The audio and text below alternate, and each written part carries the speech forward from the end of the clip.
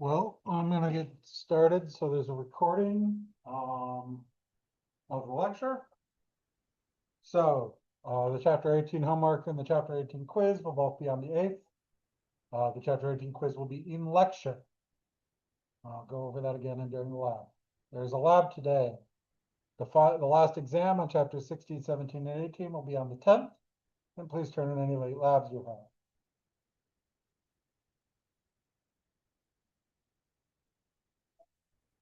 So let's go over the general evolution of a low mass star like the sun. So stars begin to form as interstellar matter. We have clouds of gas and dust in between the stars, gather together and accrete. The accretion can be due to several factors: gravitational attraction of the material, radiation from pressure from nearby stars, shock waves from exploding stars. Usually what happens is something occurs that generates enough pressure to cause the stars, the gas and dust, to be dense enough for gravitational attraction to take over and cause them to collapse. This forms a protostar as the interstellar material condenses and the temperature rises. This protostar eventually ignites when the internal temperature reaches high enough for a fusion to occur, and you have a star. So the temperature, as the protostar continues to condense, the temperature continues to rise. As the temperature continues to rise, eventually the temperature gets to around 10 million degrees Kelvin, and thermonuclear reactions begin, where hydrogen is converted into helium via fusion. And that occurs via the proton-proton chain, as shown here, where 4 hydrogens turn into 1 helium nucleus and 2 positrons, 2 neutrinos, 2 gamma rays, and some energy. So the birth of a star looks. This is a short video about the birth of a star.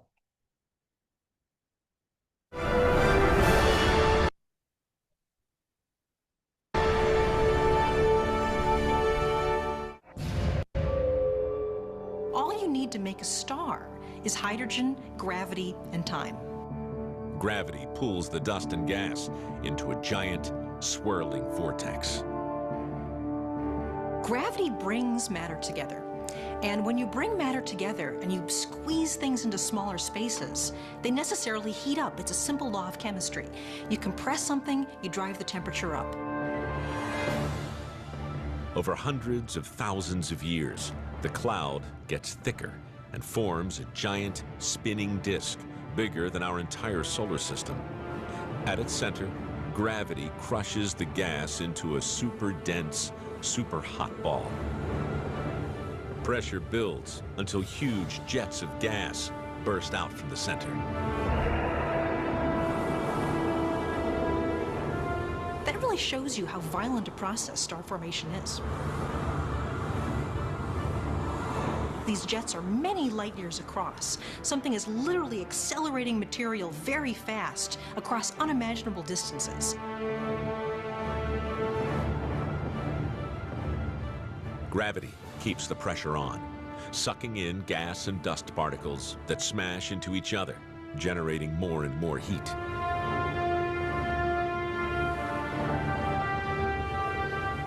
Over the next 500,000 years, the young star gets smaller, brighter, and hotter. Temperatures at its core reach 15 million degrees.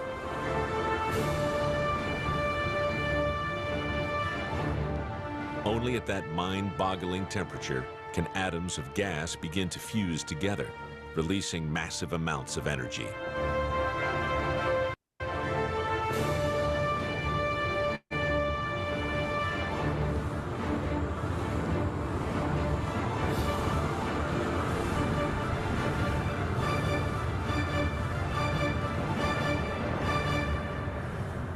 And just like that, a star is born.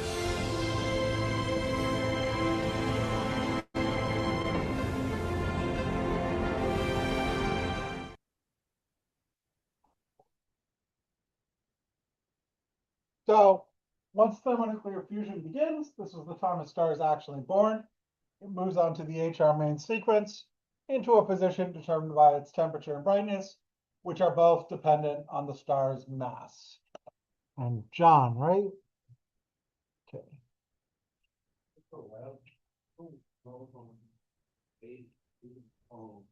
lab, because I have to take my dad to some hospital in Illinois.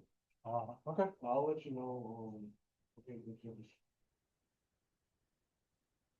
Well, it is a short lab, so and if you need to make it up, you can come in and work on it. So, the way a star evolves on the HR diagram, it starts as a cloud of gas and dust. It eventually condenses into a protostar. Thermonuclear fusion begins and it settles onto the main sequence when it reaches equilibrium. When it runs out of hydrogen in its core, it will become a giant. Then it can become a variable star, blow off its outer layers, become a planetary nebula with a white dwarf in the center, and then the white dwarf settles down to here on the HR diagram. So as the star continues to fuse hydrogen into helium, it remains on the HR main sequence for about 90% of its lifespan. And the period of time that it remains on the main sequence can vary wildly. While larger stars have more fuel, they burn that fuel faster. So for a low mass star, a star such as our sun will remain on the sequence for about 10 billion years. A very low mass star can stay on the main sequence for trillions of years. High mass stars fuse their fuel fast and will only remain on the main sequence for a few million years. So bigger stars live fast, die young. They burn through their fuel faster. Though they have more fuel, the rate at which they consume fuel increases faster as they get bigger. And as hydrogen in the core converts into helium, the core will begin to contract and heat up even more. And basically, when you run out of hydrogen in the core starts to collapse because there's no longer any fusion pushing it outwards. This causes hydrogen in the surrounding shell to begin to fuse. And this process destabilizes the star's hydrostatic equilibrium, resulting in the outer layers of the star expanding. So the core gets smaller and hotter, but the outside gets bigger and cooler. And this is when the star enters the red giant phase, and it moves off the main sequence. Red giants are dying stars, basically. Yeah, it's like the corpse of a star for a smaller star. So a red giant is a star that's run out of hydrogen in its core. The core started to collapse. The outer layer started to fuse. The whole thing expanded. This happens to all stars. So when our sun moves into its red giant phase, several billion years from now, it's going to get a lot bigger. It will swell up. It will engulf Mercury and Venus and maybe Earth. We don't know exactly how big it's going to get, and then the core of the red giant. So the core of the red giant has collapsed because it doesn't have any more hydrogen to fuse, but it's surrounded by hydrogen that is fusing, and it's collapsed, and it's getting smaller and hotter. And eventually, there's enough heat and pressure that helium starts to fuse into carbon, and you can get elements up to maybe neon in small stars. So this is the creation of elemental nuclei inside stars. In high mass red supergiants, you actually get fusion all the way up to iron. Iron is the most stable nucleus, so you don't get any energy fusing iron. So once you hit iron, you're not getting anything out. And that's the point where dramatic things happen in large stars, but we're talking about small stars. And during the red giant phase, you can have variations in the star's temperature and brightness. And for a short time, it can become a variable star as its position on the HR diagram moves left. and variable stars change in brightness over time. And it turns out there's a really regular relationship between how bright a variable star is and and the time it takes to cycle through its brightness variations, which is extremely useful for measuring how far away it is. So that was how some of the early distances to things. And then after the variable star stage, the star will become very unstable, and the outer layers will be blown off, forming what's called a planetary nebula, which is just basically, it's a big cloud of all the outer layers of the star that got blown off as the star destabilized. They don't have anything to do with planets, but early and fuzzy photographs of planetary nebula reminded astronomers of an evolving solar system. So that's why they're called that.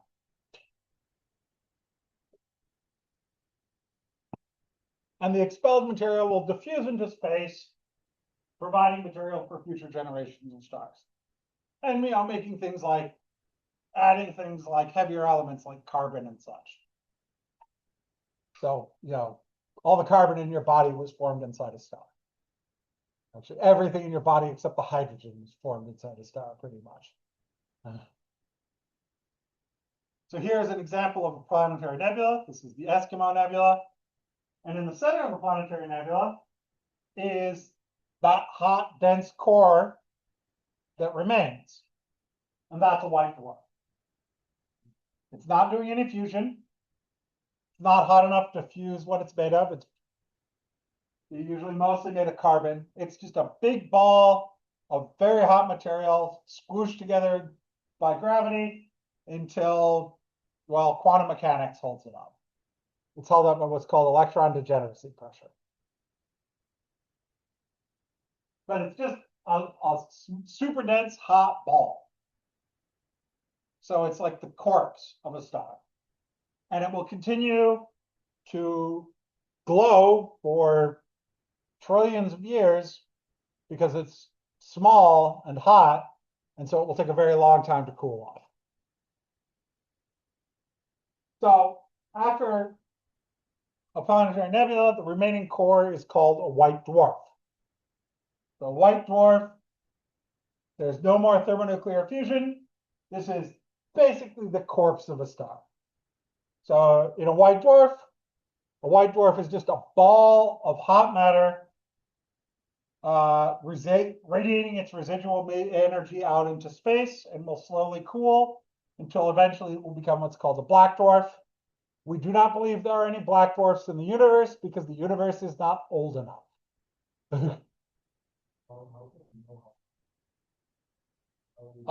Basically, we can look back and see the beginning. We'll get to that, but we can, because light takes time to travel. So there's literally a furthest thing we can see because that's the beginning of the universe. Also, the universe is expanding and you can basically run the expansion backwards.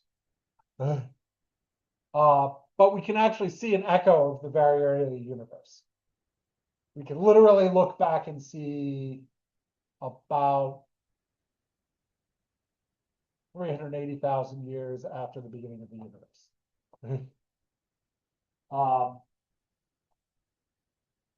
Now, white dwarfs aren't very bright. They fall low on the HR diagram, but they're kind of weird because they're made of degenerate matter. They're made of electron degenerate matter. And a single teaspoon of matter in a white dwarf could weigh 5 tons. Because it's matter that's compressed as much as possible until quantum mechanics stops the compression, basically. And there's a point, you can get a white dwarf that's too massive. So a white dwarf, we're talking something the mass of the sun, the size of Earth. That's how crazy dense they are. Now, there is a point where a white dwarf can get too big and not even, the quantum mechanical effects can hold it up anymore. Well,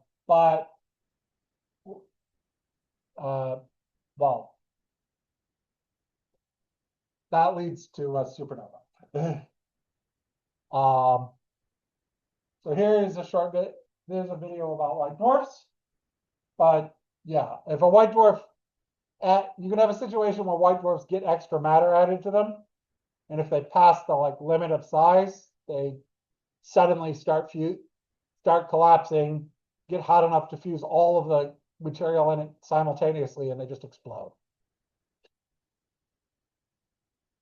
But here's Get a free ride with your buddies. Just use code FIRSTUberFree2025. Diagnosed with Crohn's disease and struggling with your symptoms? It's Sorry not about too the, soon to talk to your about the doctor about Entyvio. The universe is dotted with a tremendous number of stars, each shining brightly from the energy of nuclear fusion. At any given moment, new stars are born, while others begin to die. The fate of a dying star depends on its mass. The largest stars will become neutron stars, or black holes, but the vast majority of the stars will become hot balls of glowing matter that will shine for billions of years as they slowly cool down and disappear from view. These are white dwarfs.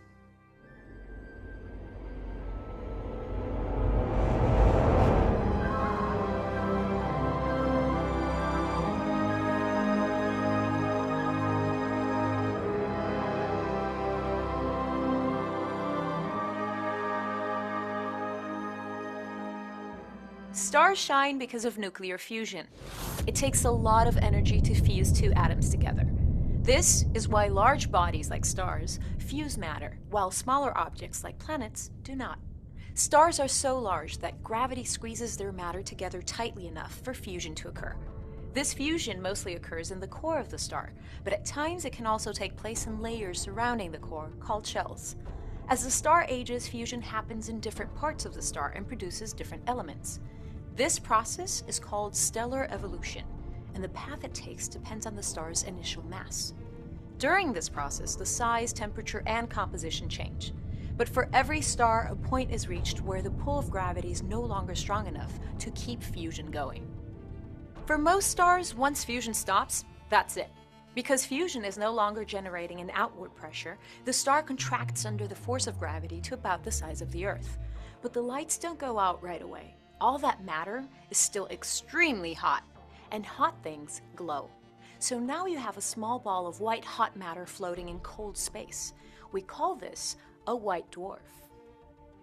As the years pass, white dwarfs cool down and begin to dim.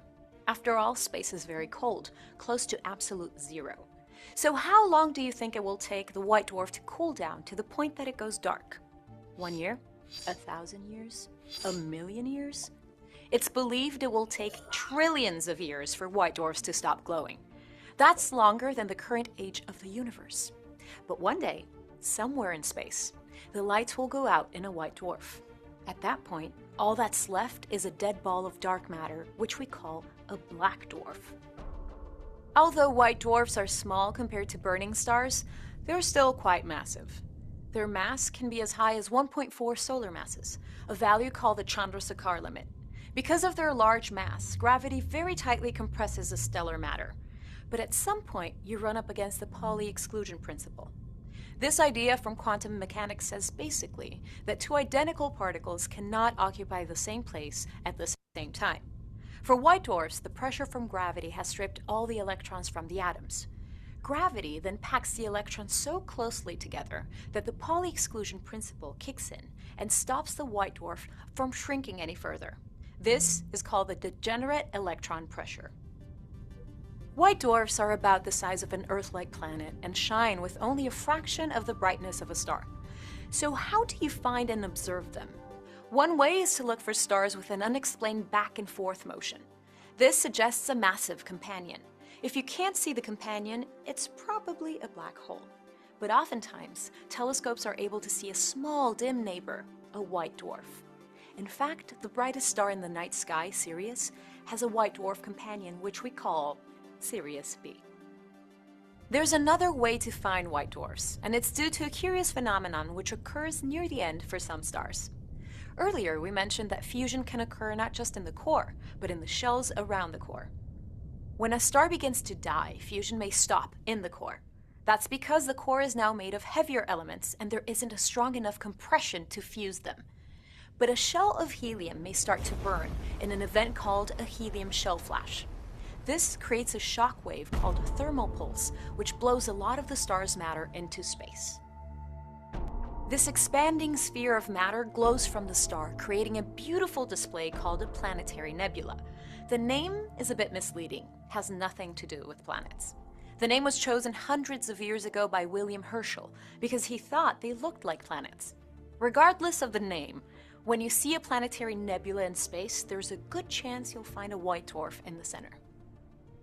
It is estimated that more than 90% of the stars in our galaxy will end up as white dwarfs. So as time passes and the billions and billions of stars in the Milky Way begin to burn out and fade from view, you can rest assured that for more than 1 trillion years, you'll still be able to find a warm, glowing white dwarf to call home until you can find a more permanent location. While white dwarfs will shine long after this video is over, this button has only a few seconds left to live. It would be a shame if it never had the opportunity. So an example of a white dwarf, this is Sirius, the brightest star in the sky. Sirius A is a Class A main sequence star. It's a really big, hot star. Sirius B, on the other hand, is a white dwarf, right here. And it's the core of Sirius.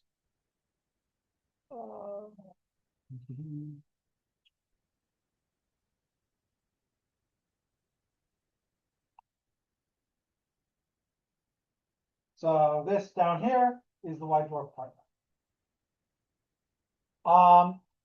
And white dwarfs have a limit in mass. That's the Chandrasekhar limit. Basically, that's the limit where, in order to have that much mass, to have more than that mass, it would require the electrons to travel faster than the speed of light. And you can't do that. So that's the point where that Pauli exclusion principle starts to break down. And what happens with an actual white dwarf, if you add enough extra matter to it to reach the Chandrasekhar limit, it collapses, gets hot enough to fuse, and goes off in a supernova. That is what's called a type 1 supernova. So during stellar evolution, what if a protostar can't sustain thermonuclear fusion due to its small mass? What if when forming a star, it's too small to actually start fusion? This point, the protostar wouldn't progress to the star phase. It would result in what's called a failed star or a brown dwarf. Brown dwarfs are very hard to detect because they're obviously quite dim, because they're not fusing hydrogen into helium. And the first brown dwarf was not discovered until 1996. And that is Gliese 229b, and around 600 have been found. They're hard to find because they're small and dim. Brown dwarfs are sort of in between stars and planets. We do have an official line we draw. If it doesn't fuse hydrogen into helium, it's a brown dwarf. But brown dwarfs are massive enough to fuse deuterium, which planets are not. So there's some masses. And it's about 8% of the mass of the sun. Below about 8% of the mass of the sun, you get a brown dwarf. And then I think it's about 13 times the mass of Jupiter is the line between brown dwarf and planet. So this is a low mass star. It starts as a cloud of gas and dust, collapses into a protostar. It becomes a star on the main sequence and sits there for, a few billion years. It becomes a giant, then it can become a variable star, throw off its outer layers as a planetary nebula, and leave behind a core of a white dwarf. And this happens for stars up to about 8 to 10-ish times the mass of the sun. Above that, you get high enough for fusion of heavier elements. Now, one of the things that can happen with a white dwarf is white dwarfs are often in binary pairs with another star. Material from their partner star can accrete onto the white dwarf. And once you get enough, it'll start to fuse. And so when it starts to fuse, the white dwarf will suddenly become a whole bunch brighter. So a nova is a white dwarf that temporarily and suddenly increases in brightness. Though the word nova means new star, it's not actually a new star. It's just a white dwarf that suddenly got brighter. And novae result from a nuclear explosion on the surface of a white dwarf. So as material from a partner star falls onto the white dwarf, enough of it builds up and it gets hot enough for fusion to start. And you get a big thermonuclear explosion. And that causes the star to temporarily brighten, and then this process can repeat. So there's a star we're expecting to go nova very soon now, but it has been later than expected.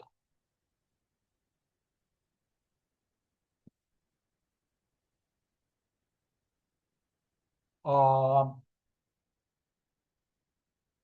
a supernova is a temporary star that is much, much brighter.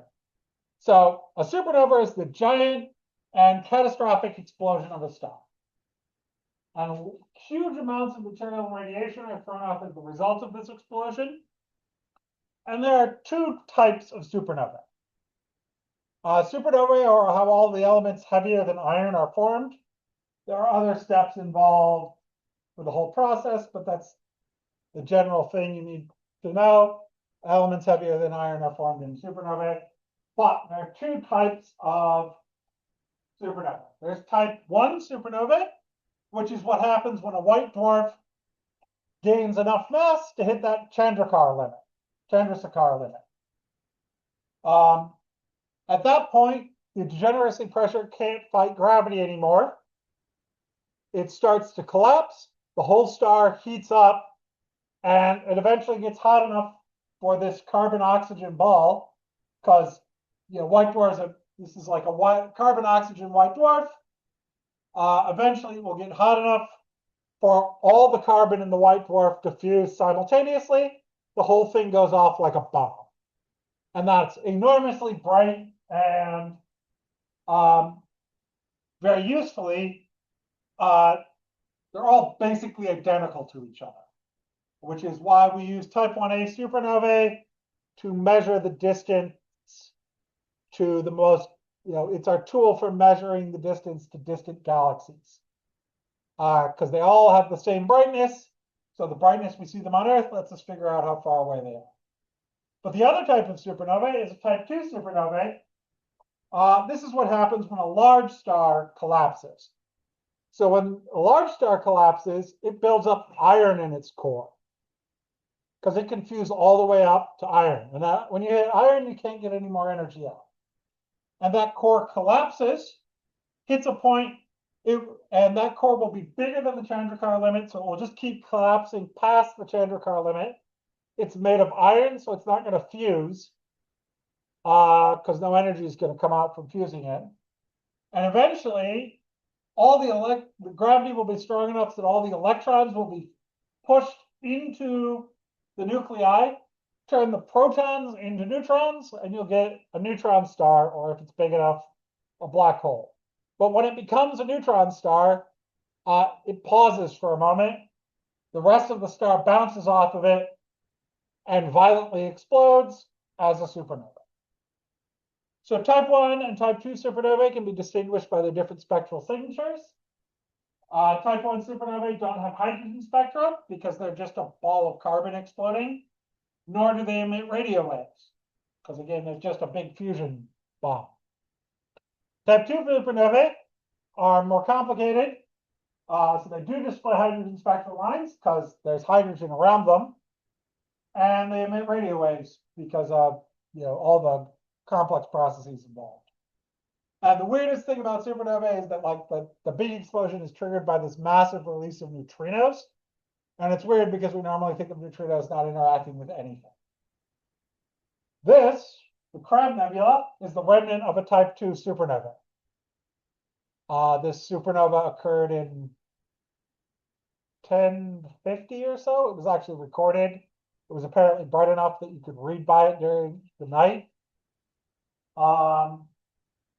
And in the center, the remnant of that star is a neutron star. So a neutron star is what happens when gravity overcomes electron degeneracy pressure. The electrons get squeezed into the nucleus, and you get basically a giant nucleus. So the Crab Nebula is the best known and one of fewer than 10 supernovae that have been recorded in the Milky Way galaxy. The supernova that resulted in the Crab Nebula was reported in Chinese and Japanese records around 1054. And during the first 2 weeks of this supernova's appearance, the night sky was bright enough to read by. So, this was enormously bright. Now, the thing about supernovae, enormous quantities of energy are being produced. So you could actually have fusion of elements beyond iron.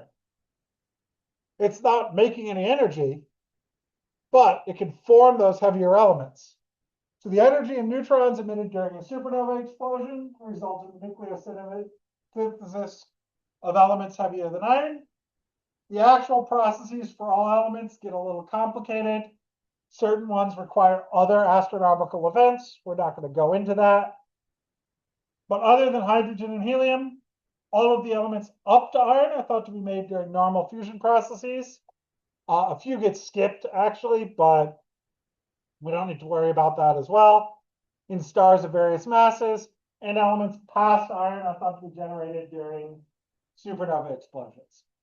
Some of them take additional steps after. But again, we're not going to go into the details. Just in general, stuff heavier than iron requires supernovas. Stuff lighter than iron generally does not.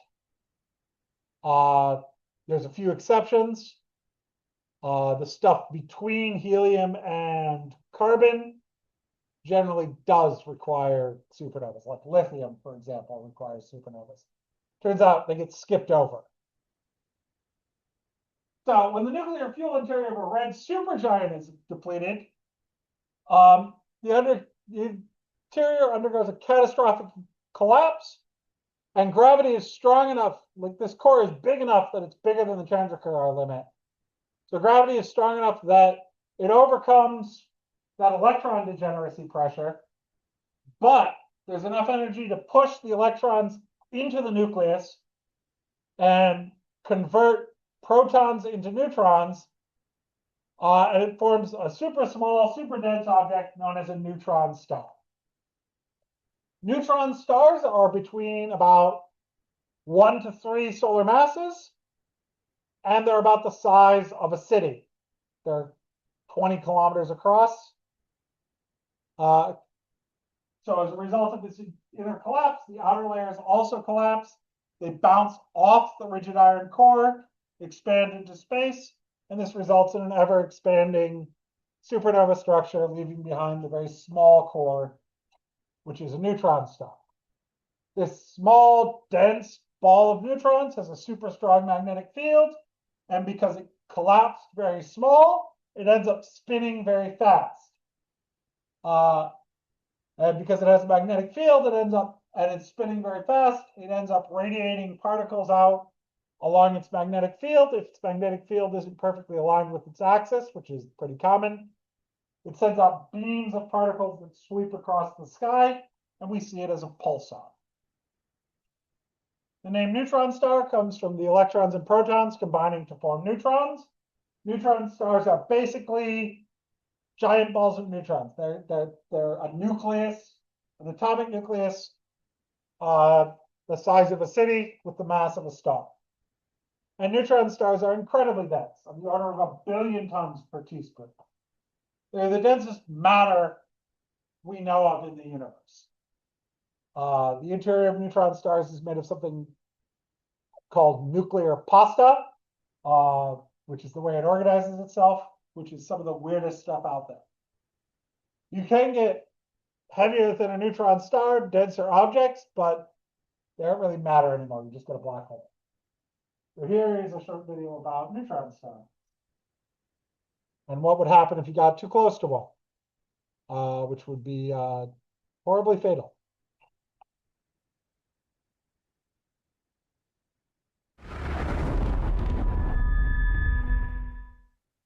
A neutron star is the densest body we know of in astrophysics, besides a black hole. So if you somehow had a little stone-sized piece of neutron star matter, it would weigh 100 million metric tons, and it would immediately fall right through your hand. Because the neutron star is so dense, It generates an intense gravitational field. It is really hard to exaggerate how dramatic and dangerous a neutron star is. The gravity is so intense it would actually bend light around it. You would see all these kind of weird shimmering effects. Dazzling, but deadly. No astronaut will ever be able to approach a neutron star. But if you're an armchair traveler and want to find out what would happen, let's send a galactic crash test dummy. We'll call him Chuck. As Chuck nears the neutron star, its gravitational grip is doing very bad things. The gravity is pulling on him so hard that he is accelerating all the way down to the surface. He'll be moving at very roughly 1/2 to 2/3 of the speed of light. The neutron star's gravity is 200 billion times stronger than on Earth. Around 150 miles above the surface, it starts to pull on Chuck's limbs in a distinctly unpleasant way. As you get closer and closer to a neutron star, we were told to think that it would be this elegant spaghettification where you would get longer like a piece of spaghetti. But in reality, you're going to get ripped to shreds. Think about what you're really going to experience. Think about, first, all your joints dislocated in your body. Your skin getting ripped off your body, your bones being pulled apart, your organs being pulled apart. Within a blink of an eye, our dummy is just a thin stream of atoms hurtling towards the star. Those atoms will eventually fall down onto the neutron star. And unfortunately, the violence doesn't stop there. What's left of Chuck hits the surface, triggering a huge burst of energy. So we're talking about 100,000 miles per second. That's an impact. He's going to hit so hard that the amount of energy released is just huge. It would completely dwarf the entire arsenal of nuclear weapons on our planet. Anything and anyone that ventures too close to a neutron star is destined for this catastrophic end.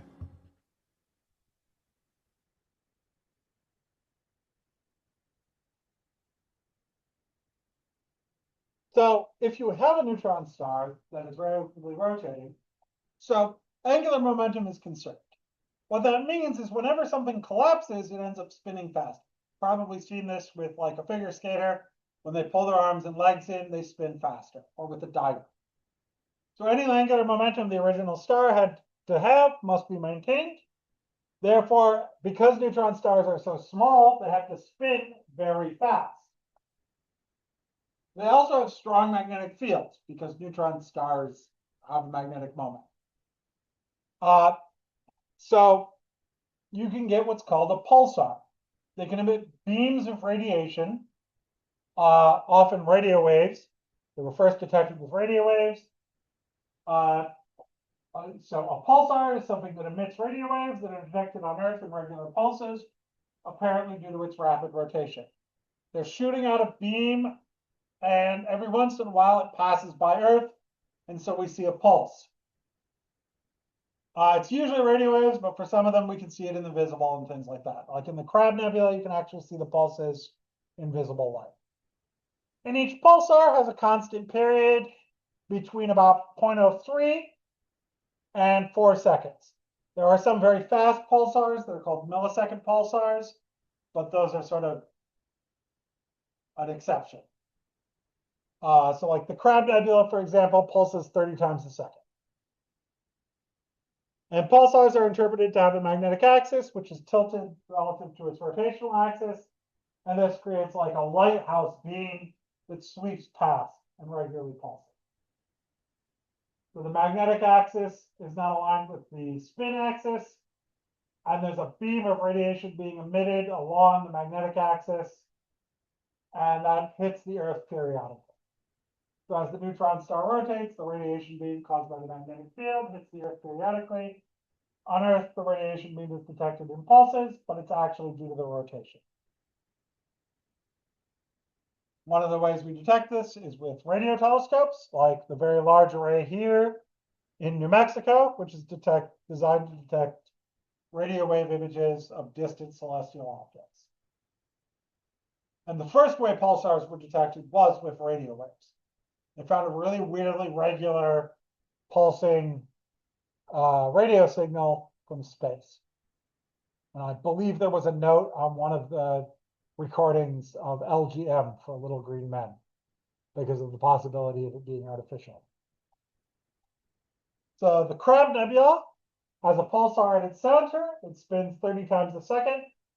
And the nebula, that radiation basically lights up the nebula.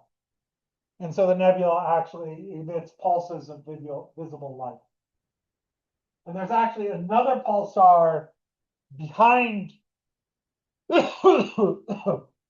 pulsar in the center of the Crab Nebula. So you can actually see both of them pulse at different rates. There happens to be another pulsar in the same direction. Now, there's a limit for how big a neutron star can be because it's held up by degeneracy pressure like a white dwarf, but instead of electron degeneracy pressure, it's held up by neutron degeneracy pressure.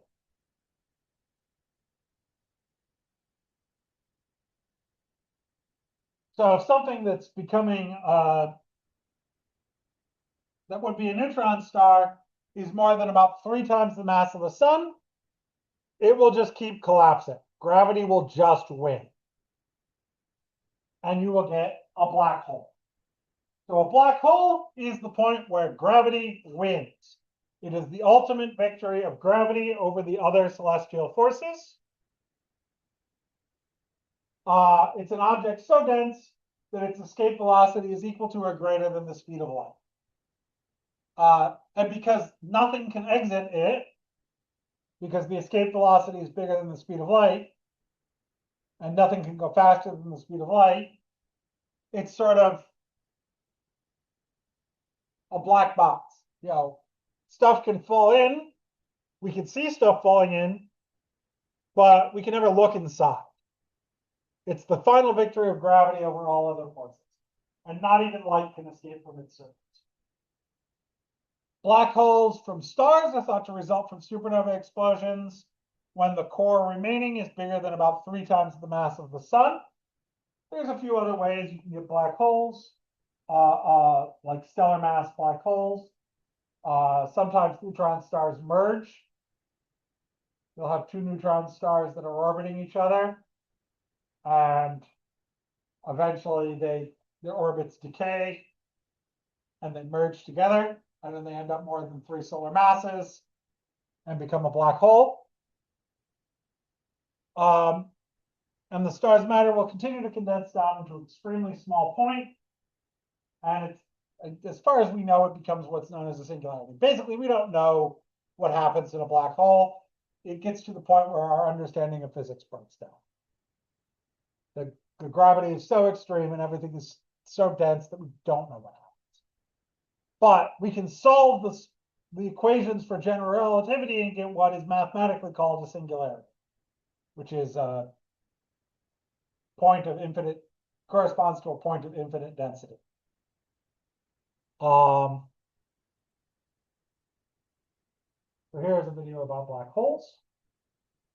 So black holes are basically the point where gravity wins. And there's 2 main types.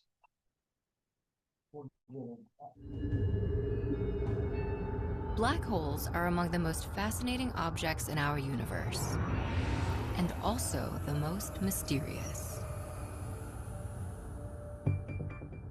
A black hole is a region in space where the force of gravity is so strong, not even light, the fastest known entity in our universe, can escape. The boundary of a black hole is called the event horizon, a point of no return, beyond which we truly cannot see.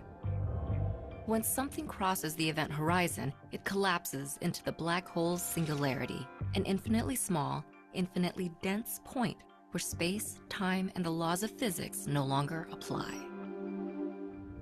Scientists have theorized several different types of black holes, with stellar and supermassive black holes being the most common. Stellar black holes form when massive stars die and collapse. They're roughly 10 to 20 times the mass of our sun and scattered throughout the universe. There could be millions of these stellar black holes in the Milky Way alone. Supermassive black holes are giants by comparison, measuring millions, even billions of times more massive than our sun. Scientists can only guess how they form, but we do know they exist at the center of just about every large galaxy, including our own. Sagittarius A, the supermassive black hole at the center of the Milky Way, has a mass of roughly 4 million suns and has a diameter about the distance between the Earth and our sun. Because black holes are invisible, the only way for scientists to detect and study them is to observe their effect on nearby matter. This includes accretion disks, a disk of particles that form when gases and dust fall toward a black hole, and quasars, jets of particles that blast out of supermassive black holes. Black holes remained largely unknown until the 20th century. In 1916, using Einstein's general theory of relativity, a German physicist named Karl Schwarzschild calculated that any mass could become a black hole if it were compressed tightly enough. But it wasn't until 1971 when theory became reality. Astronomers studying the constellation Cygnus discovered the first black hole. An untold number of black holes are scattered throughout the universe, constantly warping space and time, altering entire galaxies, and endlessly inspiring both scientists and our collective imagination.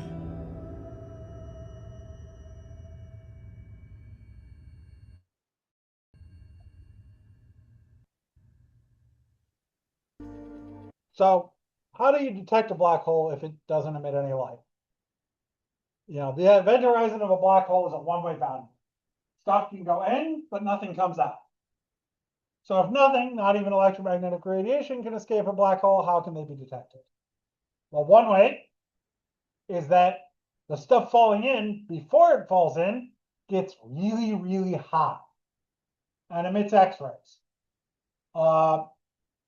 So the detection of X-ray emission in the vicinity of a black hole, the captured gases just outside the event horizon emit X-rays and form what's called an accretion disk. So the material falling into the black hole orbits around the black hole, gets incredibly hot, and in fact, some of the brightest objects in the universe are material falling into black holes. So one of the first examples black hole candidates discovered was Cygnus X1, where there's a partner star, material from the partner star is accreting onto the black hole and emitting X-rays. The X-rays are being generated are apparently due to an accretion disk of gases being captured by the black hole. And by looking at the orbit of the partner star, we can figure out the mass of Cygnus X1, and it's like 10 to 15 solar masses. And then recently, they took a picture of a black hole. So this is the black hole in the center, and this is the accretion disk around it. It looks sort of weird because the gravity around the black hole is so strong that light bends around it, so you see behind as well as in front. If you want to see one of the best, and most accurate visualizations of a black hole, watch Interstellar. The scientists involved with Interstellar managed to actually get some real science done with the stuff. They managed to get proper simulations done to make the black hole look really good, but also actually get some science done with that process. So they got to use the Hollywood's computer power to do their science. But that means the images of black holes in Interstellar are some of the most accurate out there. But this is a supermassive black hole. This is the supermassive black hole in M87, I believe. Yeah, which is a nearish by very large galaxy. And this is the supermassive black hole at the center. It also imaged the supermassive black hole at the center of our galaxy, the Sagittarius A star. It's just easier to image M87 because there was less stuff in the way, basically. because it's in an elliptical galaxy, which has less gas and dust. And it's much bigger than Sagittarius A star, so it turns out it was about the same size in the sky. This is the one from M87 is a few billion solar masses, while our Sagittarius A star in the center of our galaxy is around 4 million. Now, high mass stars and low mass stars form in initially very similar manners. High mass stars are hotter and brighter than low mass stars. They move on to the main sequence in higher parts. They don't stay on the main sequence as long as low mass stars because they get hotter in their cores, so they burn through their fuel faster. They have more fuel, but they burn it faster, and the rate that they get burn fuel faster is higher than the rate that they have more fuel, the amount that they have more fuel. When a high mass star evolves, when it moves off the main sequence, they become red supergiants, and then eventually explode in type 2 supernova. So if a star is more than about 10-ish solar masses, it will explode in type 2 supernova. And much of the material gets scattered into space, leaving behind either a neutron star or a black hole, depending on how massive the original star was. So mass is the primary determiner of stellar evolution. As covered in sections 18.4 and 18.5, the initial mass that a celestial object acquires during its formation is the primary factor that determines its eventual fate. But the conclusive development is really the final mass left over at the end. So a certain amount of mass is lost in the process. That's why some of the numbers are sort of iffy, because we don't know quite how much mass gets lost throughout. But the final mass left over after any stellar material is ejected is the ultimate determiner of what gets left. But like more than 75% of the material of a star gets ejected. You know, there are stars that were, we can work out they had to have been like almost 10 solar masses and left behind white dwarfs. So the final fate, the final mass of the object, if the core remaining is less than about 0.01 solar masses, that's a planet or a moon. If it's from about 0.01 to 0.07 solar masses, that's a brown dwarf. If the remnant is about 0.08 to 1.4 solar masses, that's a white dwarf. That comes from stars up to about 8 to 10 solar masses. If the core remaining is 1.5 to 3 solar masses, that leaves behind a neutron star. And if it's greater than about 3 solar masses, that leaves behind a black hole. And again, the stars that generate neutron stars are from about, I don't know, I think it's about 10 to 20 solar masses initially. And then more than 20 is about black hole, gives a black hole. So we have about 10 minutes left, so I'm going to keep going. So when stuff accumulates, we get galaxies. Galaxies are very large aggregates of stars, gas, and dust held together by their mutual gravitational attraction. Galaxies are considered to be fundamental components of the universe. They're sort of the building blocks above stars. Stars, gas, and dust combine to forming galaxies. In the center of galaxies, we have supermassive black holes, you know, that sort of thing. And we think supermassive black holes formed with galaxies and probably formed in the very early universe. We don't really know how they formed. Now, Edwin Hubble was the first person to truly identify that these spiral nebulae or other things like that were actually galaxies outside of our own. And he established a system to classify galaxies into 4 types. These are elliptical galaxies, normal spiral galaxies, barred spiral galaxies. So elliptical galaxies are sort of ball-shaped. They're round. They might be more elongated, more football-shaped. Spiral galaxies have spiral arms. Barred spiral galaxies, which make up about 2/3 of the spiral galaxies, have a bar across their center that the spiral arms branch off of. The Milky Way is a barred spiral galaxy. And then lastly, if it doesn't fit into these categories, we have irregular galaxies. And Hubble initially studied law under a Rhodes Scholarship, which switched professions and completed his PhD in astronomy in 1917, and was working with what was the best telescope in the world at the time. And that was how he was able to identify these galaxies and measure their distances.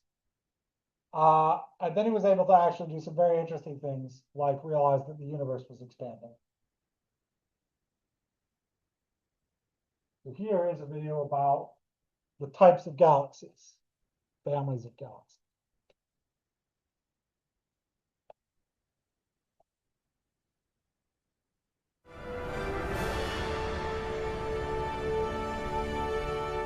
For a long time, we didn't know much about galaxies. Just a century ago, we thought that the Milky Way was all there was.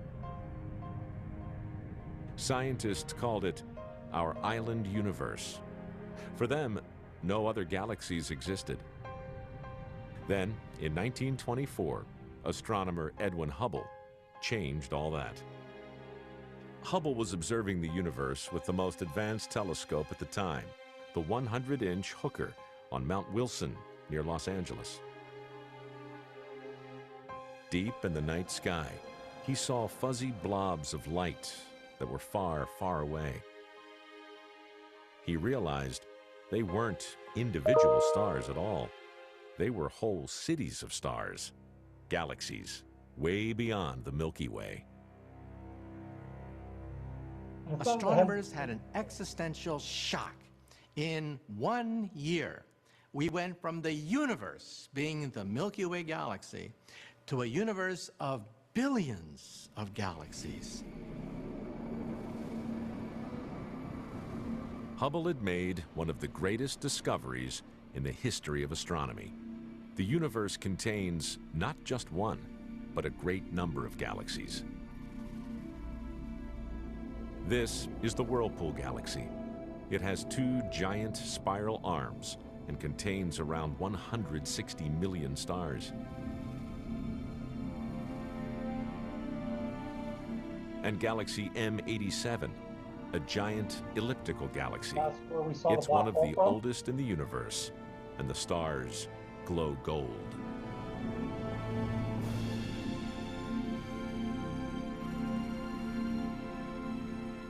And this is the Sombrero Galaxy. It has a huge glowing core with a ring of gas and dust all around it.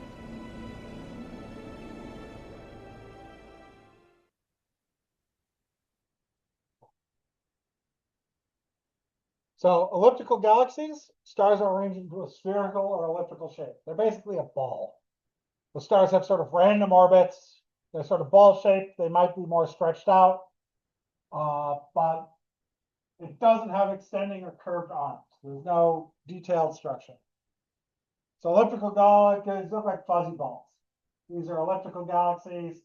I think there's some spirals on the edge here, but most of these are elliptical galaxies. This is the Virgo cluster. Now, normal spiral galaxies consist of 2 more or less definable regions. There's a central bulge, then there's a disk with the spiral arms in it. So the central bulge is the region where vast numbers of stars are tightly bunched together, and extending out from the bulge is a curved or spiral disk, also containing numerous stars. So this is the Andromeda Galaxy, M31. It's a normal spiral galaxy. We are, in fact, on a collision course with the Andromeda Galaxy, because it is in the same cluster as us. We're both in the local group, our local cluster of small local cluster of galaxies, which has 3 big galaxies in it: the Milky Way, the Andromeda Galaxy, and M33. And this is the first galaxy that was ever identified as a separate galaxy by Hubble. He was able to measure the distance by looking at variable stars within it and able to identify it as being many stars. This is the Whirlpool Galaxy, M51. it's also a normal spiral galaxy. And we're looking at it from above, so you can really see the structure. This is the Sombrero galaxy, another normal spiral galaxy. But here we're looking at it edge on, so it looks kind of like a sombrero. The bulge is in the center, and then there is the disk, which has the spiral arms. Now, barred spiral galaxies have the same sort of structure. They have a bulge in the center and a disk, but there's two bars coming out of the bulge that the spiral arms come off of the ends of. And about 2/3 of spiral galaxies have a bar like this. The Milky Way is a barred spiral galaxy. So here's an example. This is NGC 1300. See the bulge in the center, there's this bar, and then the arms come off the bar. And we don't know why these bars form. They do, there's a lot of them, but we don't understand how they form yet. We have some idea how spiral arms form. It has to do with density waves passing through the disk and areas of active star formation, but we don't know why the bars form in some galaxies and not in others. And then irregular galaxies are galaxies with no geometric shape. They're weird shaped. Usually irregular galaxies, a lot of irregular galaxies have evidence of galactic collisions.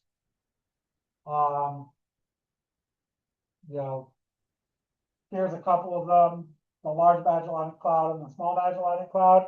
These are probably irregular because they're orbiting the Milky Way, and the Milky Way is probably starting to distort them and tear them apart. Because the Milky Way is slowly cannibalizing some of the small galaxies around it, and it has in the past. So, several 100,000 galaxies have been identified. Astronomers estimate there's about 60 billion galaxies in the universe. And in order of abundance, elliptical galaxies are the most common. They make up the very biggest and very smallest galaxies. Normal spiral I don't think that's quite right.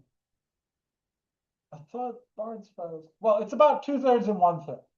It must be like normal spirals are about 2/3, barred spirals are about 1/3. I need to check that. And then irregular galaxies comprise only about 3% of galaxies. Because in the astronomy class I was teaching, I'm pretty sure I had barred spirals being 2/3. Right? I'll need to check that. Now, the nearest galaxy to the Milky Way is the Sagittarius Dwarf Galaxy. It's about 50,000 light years away.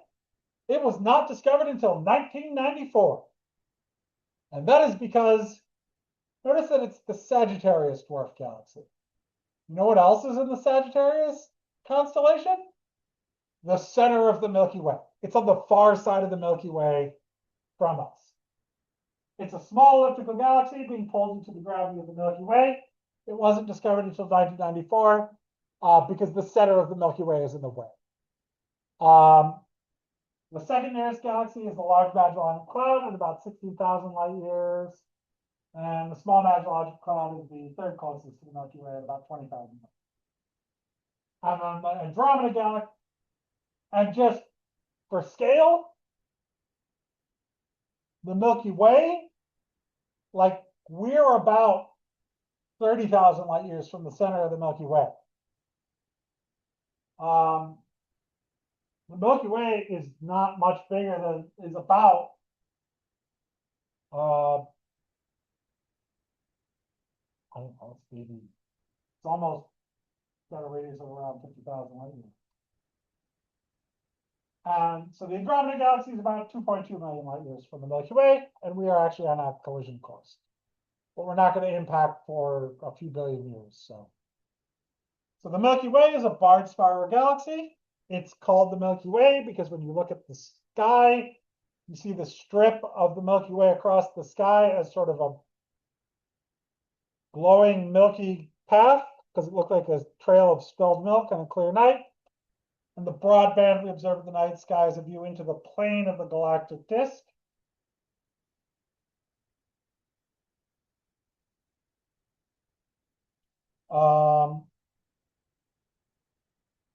And though the unaided eye can distinguish about 6,000 stars in the Milky Way, astronomers estimate there's around 100 to 200 billion. And we're going to stop there. But yeah, the Milky Way is about 100,000 light years across. And we're about 30,000, 28,000 light years from the center. So we're going to stop there for today. We do have a, let me go back to the announcements because none of you were here for them. So the chapter 18 homework is due on the 8th. The chapter 18 quiz will be in lecture on the 8th. We have a lab today. That's our last lab. It should be relatively short. So you could probably actually finish it here and not have to take it home. But again, it will be due in a week. I'm not going to change the rules. Our last exam will be on the 10th. And please turn in any labs you have to turn in, any late labs. Thank you to the people who turned in the solar system lab. That is due today. If you haven't turned in your lab on weather maps, please turn that in. And that's, I think, the only one that people are missing. And I'll see you all at 1.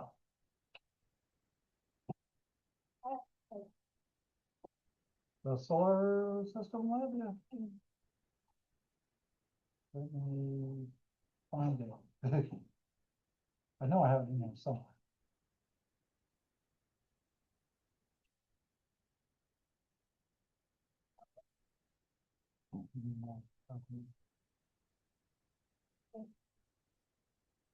Last copy.